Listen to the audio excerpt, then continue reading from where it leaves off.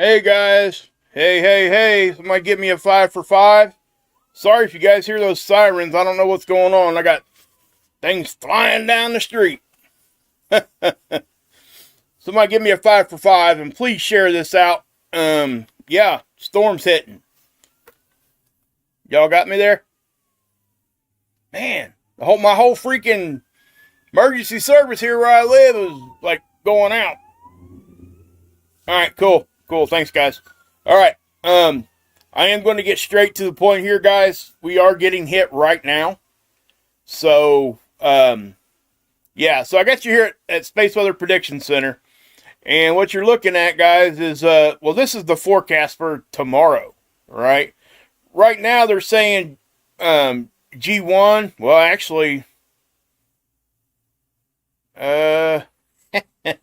well, they're saying G3 here in just a few hours, I guess.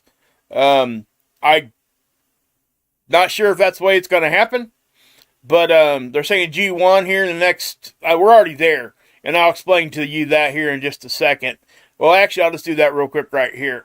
This is the German website. On my phone, it gives us more up-to-date, real-time stuff here when we're talking about this,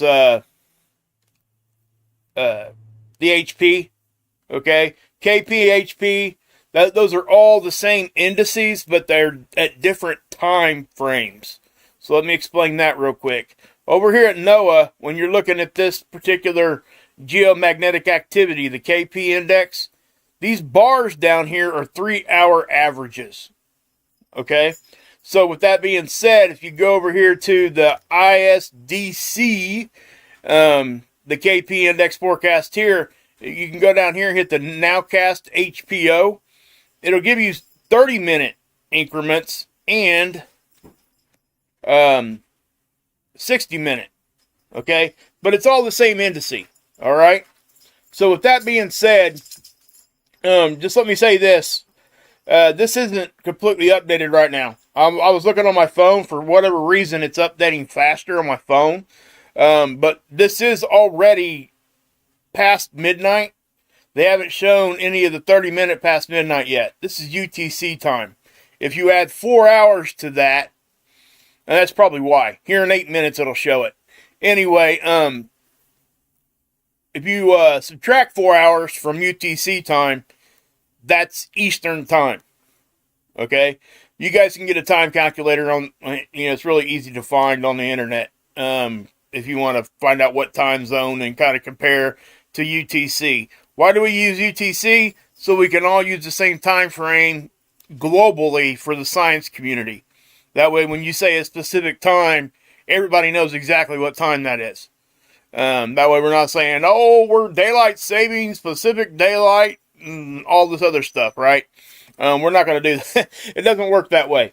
They used to call it Greenwich Mean Time.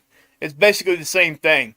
I believe it's located in London, is where that time zone is. But anyway, and that there's actually good stories around that too, guys. I'll explain that later on when when I got time to do that. But that's what the mariners used to use that. And believe it or not, they used to call women and children computers because they used to have to sit down and do some computations. So the mariners wouldn't get lost by looking at the stars. They could tell by using where the stars were at. And they created this big network of graphs and time charts that all the mariners would take. So they, that's really how they were able to get out past the coast very far at all. So if you guys can hear my dog, I apologize. She's in there whining. I don't know why. But she's in there doing that. Real life, guys. Real life. So anyway, this is NOAA, and they are saying G3 tomorrow. Well, here in the next few hours. So what's causing the G3? Well, I've already showed you guys all this stuff, what's happening. But this right here, that blast right there is what's going to be the biggest one. This is not the one hitting right now. Okay? This is like 2 CMEs ahead of it. Okay? So what I'm saying here, guys, is that this is the big one. So when this one gets here tomorrow, this is really what's going to give us a G3. It could get here tonight. It probably will, because this thing's moving faster than the other ones. It's going to catch up, and this is happening just a little bit later than what they thought. So all that means is the front CME was moving just a touch slower. Okay, that's all that means. So that's what I would say there. Now this is kind of a big deal. Okay, I'm not going to over exaggerate or under exaggerate anything. Okay, I'm going to tell you what I think is going to happen, and I'm going to tell you what I think from what I see and all the above. I don't think this is grid down. I do think that we could see electrical issues in some areas. I really truly do. If this happens the way that they're saying it's going to, and I'm imagining, I've only watched a couple other people.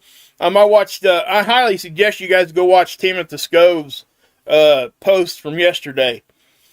She did an hour and a half update. Guys, please go over there and watch that.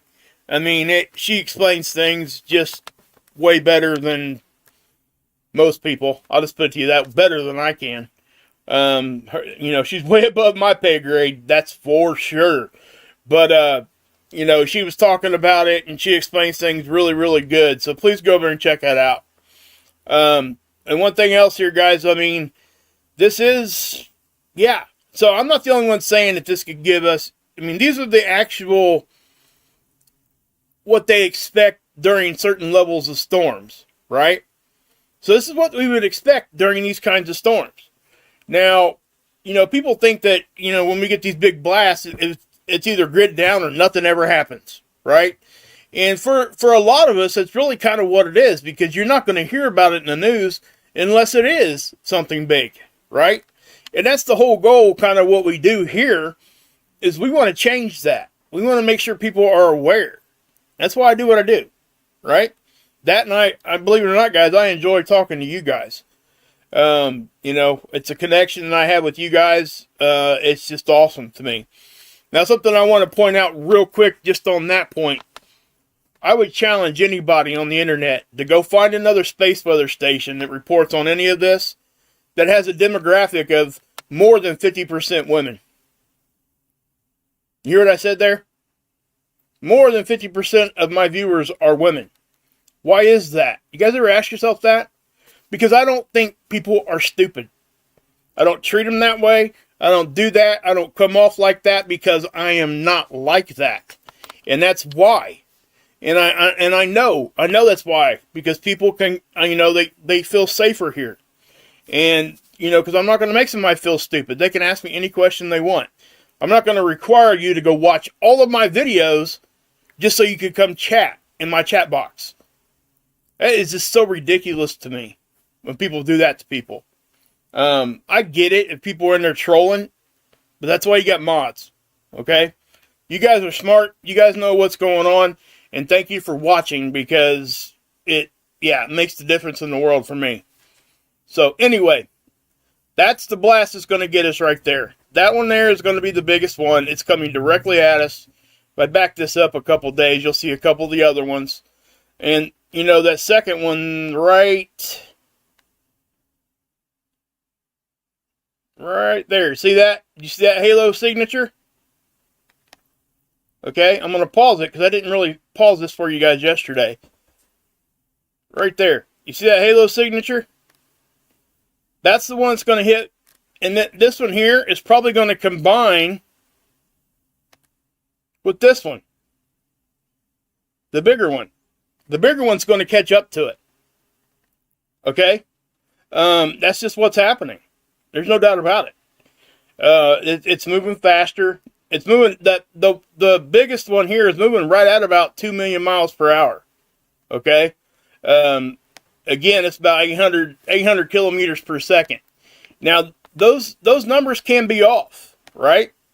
So, this is our magnetosphere, right? The sun's off to the left, and space weather comes from that direction.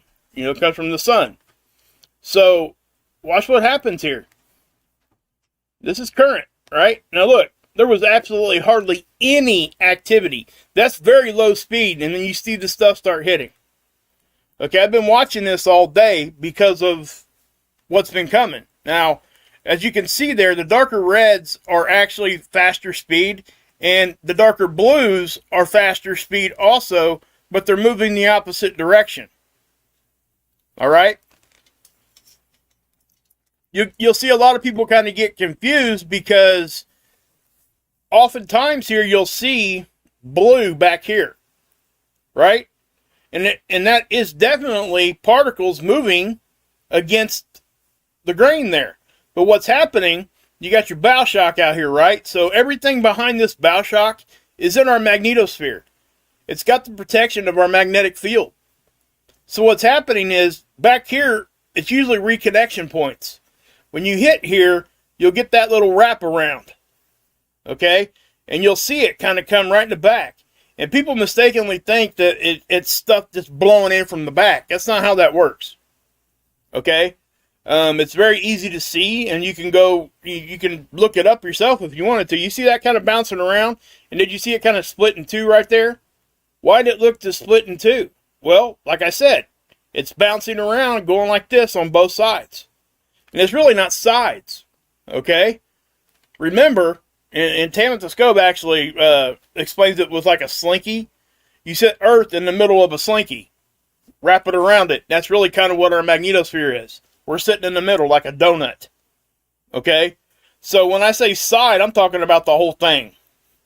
You got it. These are two-dimensional models trying to represent three-dimensional things. And it's hard to do. But it does give us a better visual here.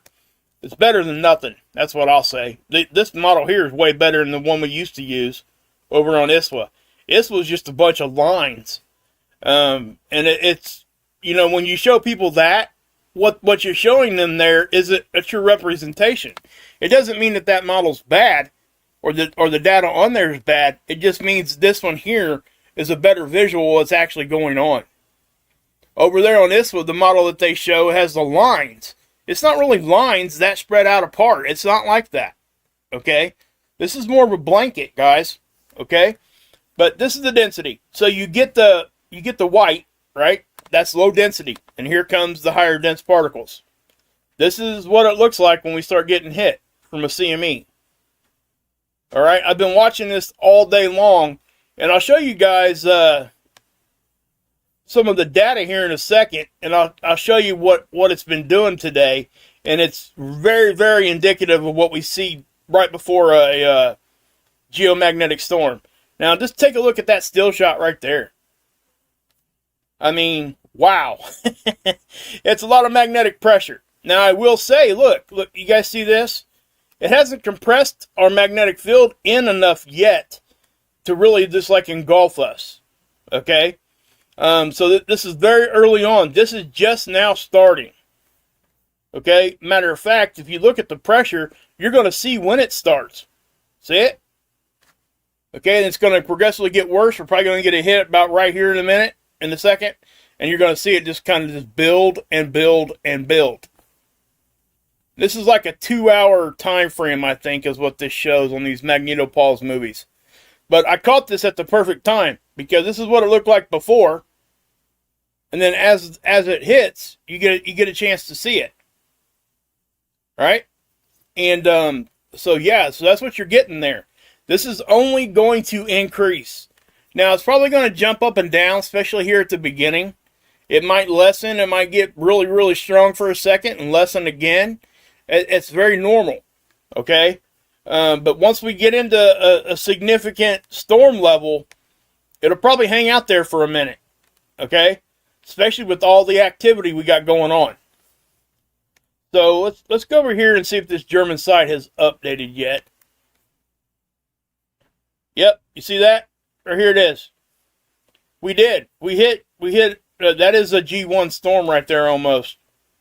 Okay? That's really close. Now, again, a G1 isn't going to give us much of anything. We'll get increased Aurora and all the stuff we talk about with that. Now, it does look like it tailed off again already. But, remember, the magnetosphere models here are showing you that it, let's look at this pressure one just for a second, because I want you guys to watch. It's what I just said. You're going to see it fluctuate some. It doesn't mean anything's over, and it doesn't mean that anything is stopping. Okay? So, let's grab this slide bar. Okay. Yeah, so you see hardly anything's going on there, and then here comes like the pulses of pressure, magnetic pressure, and daggone it. Sorry, guys. Trying to use this stupid trackpad on my laptop, and I hate using a trackpad. Anyway, so you got that. Now, let's, why is that red? Okay, well, as long as we're okay there. Alright. So, okay, there's seeds. I already showed you guys that. Here's a magnetic pressure field. Now, let's do this real quick. Let's go to, let's see what we got on the geoelectric field model. I had that pulled up. I must have X'd out of it. Yep, see, we're starting to see it here too. See how it's coming in on the poles? That's why you're seeing that little uptick up there, guys. Okay? So let me just drop this down a little bit. So watch it kind of come in. So this is geoelectric, right? I explained this kind of yesterday. Geomagnetism, look at that. That was the initial hit. You see what happened there? We'll look at that again in a second. But anyway, when these things hit, you know, geomagnetism affects geoelectric and vice versa. So geoelectric is, what this is showing you is the electric field at the surface. Okay? And magnetism definitely affects electricity. Electricity affects magnetism. They're very similar in a lot of ways, but they're very different in others. So, I don't want to like just lump that into one thing because it's not the same. Exactly the same. So what you're looking at here is, again, geoelectric. And there's a reason they're using geoelectric, because they're trying to use this model to help them forecast earthquakes.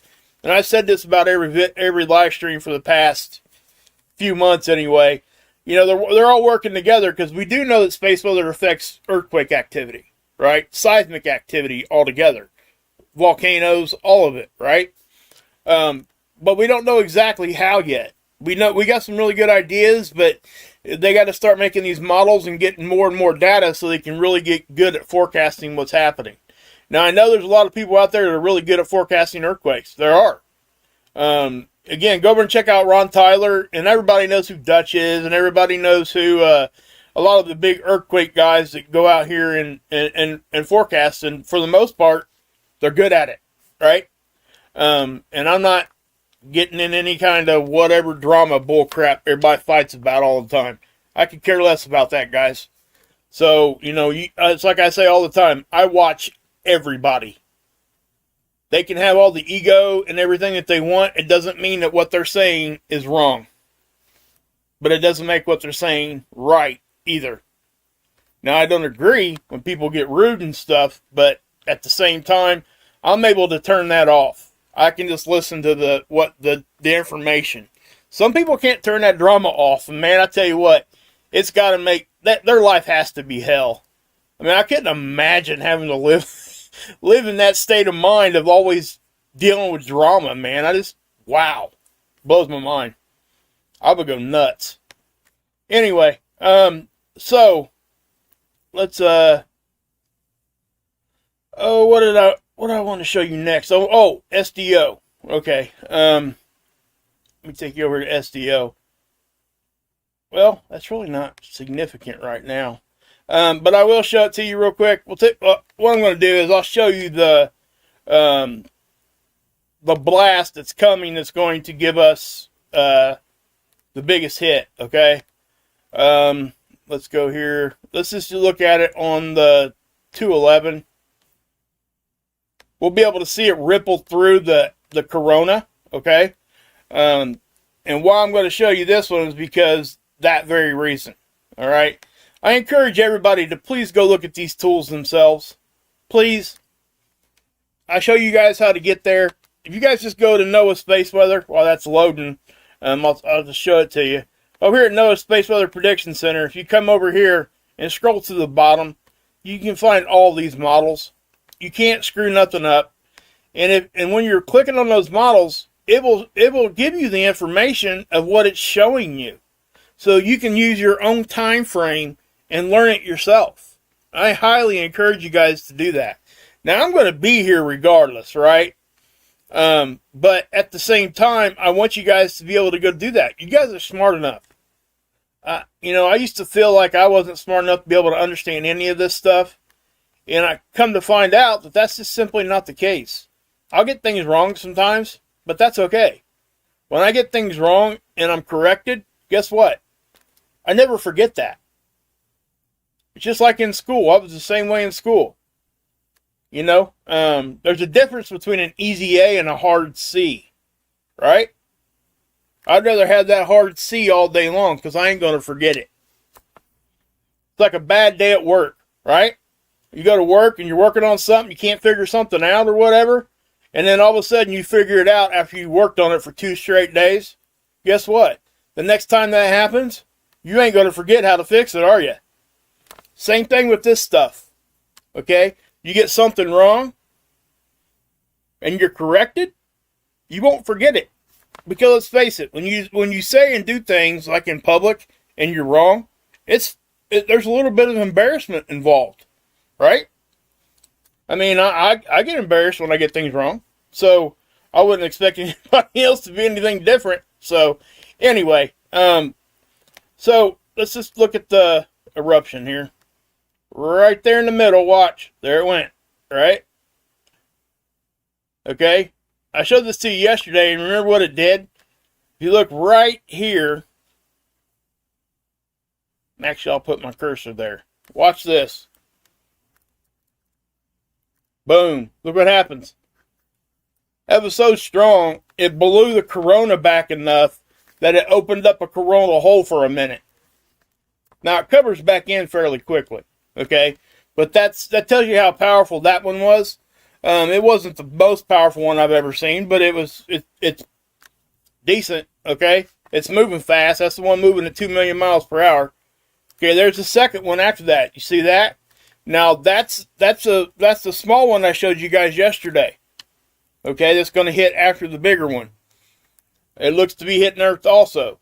Now, I haven't seen any other eruptions today. Okay, it's been fairly quiet, which is okay, because guess what? Look at this. That is a big coronal hole, guys. I've seen a coronal hole stretch from pole to pole before, but we don't get these big, huge ones very often. And it looks like it's growing. All that means is the corona's opening up and the plasma is just going to flow.